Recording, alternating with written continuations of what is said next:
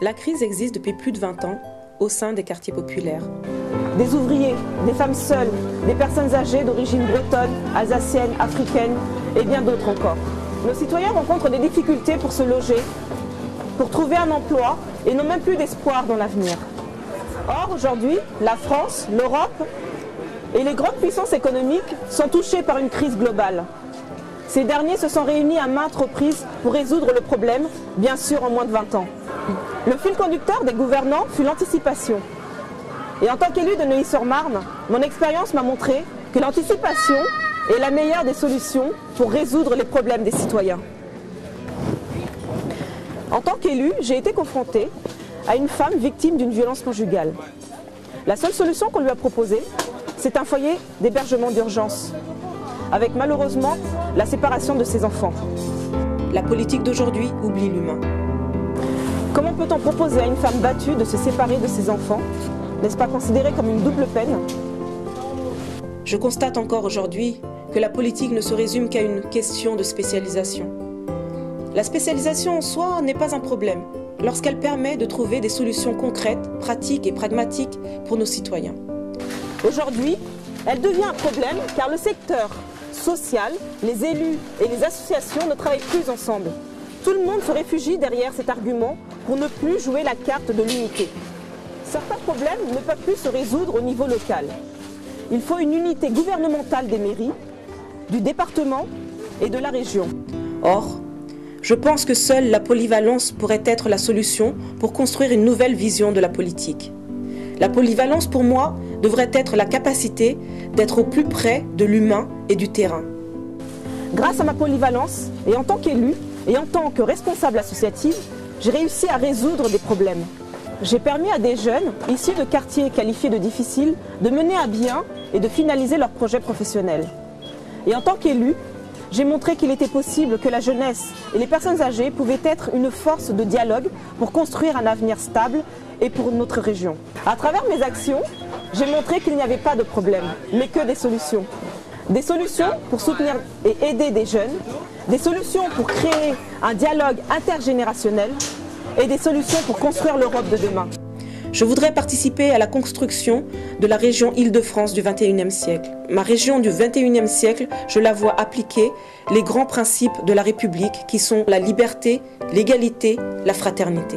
Aujourd'hui, cette région s'est enrichie avec de nouveaux talents issus de la diversité. Des talents sur le plan économique, artistique, mais sur le plan politique, les talents émergent sans qu'on leur donne la place qu'ils méritent.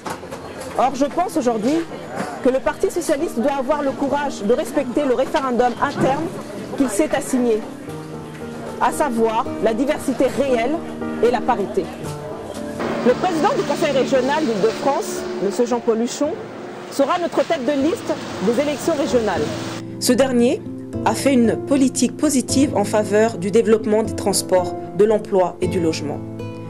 Ces différentes actions seraient plus fortes si ces derniers incluaient les grands principes dégagés par les militants.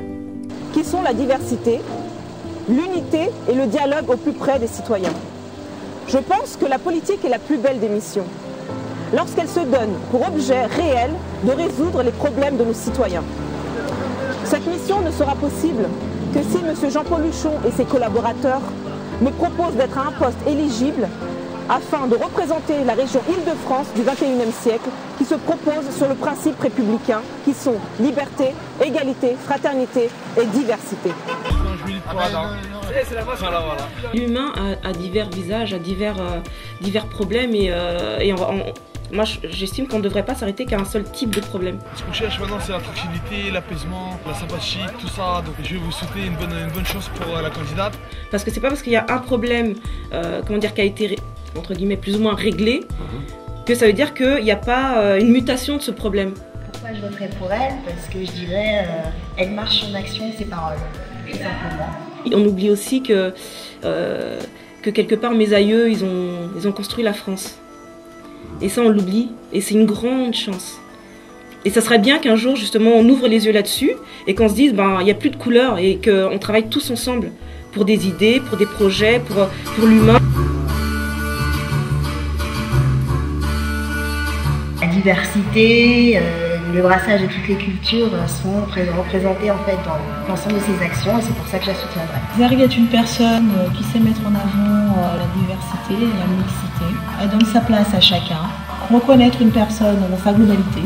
Elle a su s'allier avec des artistes autour de la danse africaine, de la danse classique, de la danse contemporaine.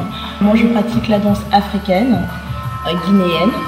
Et par le biais justement de cet élu, Zari, j'ai connu la danse classique. Aujourd'hui, je fais ce mélange-là. J'ai rencontré Zari il y a de cela 6 ans maintenant, par hasard, sur un forum des associations. Son énergie m'a tout de suite plu. De ce fait, on a pas mal collaboré sur beaucoup de projets divers, artistiques, mais aussi militants, puisqu'on défend notre double culture. Et ce métissage que les jeunes ont du mal aujourd'hui à mettre des mots positifs dedans, nous on essaie de la valoriser et de dire ok, tu as une double culture, maintenant qu'est-ce que tu en fais et comment tu la mets en avant et comment tu fais que ça devienne un point fort pour que tu avances dans ta vie. Donc c'est ce genre de projet qu'avec Zari on mène au quotidien en direction de la jeunesse.